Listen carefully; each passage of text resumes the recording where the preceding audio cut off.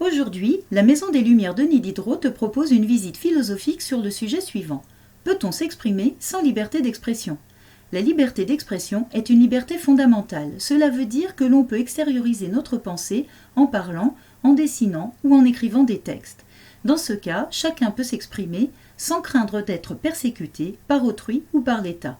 Alors, peut-on s'exprimer sans liberté d'expression ? La première réponse qui vient à l'esprit, c'est de répondre non.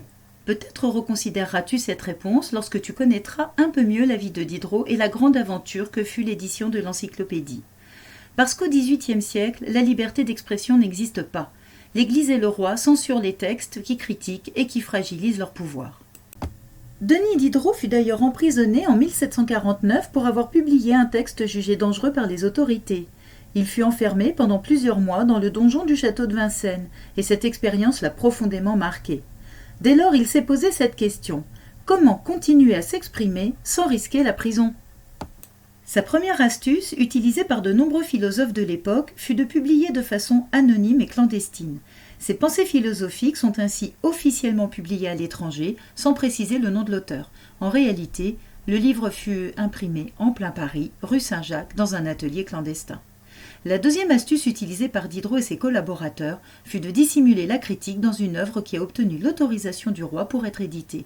C'est ce que nous pouvons découvrir au musée, dans la salle dédiée à l'étude de l'encyclopédie.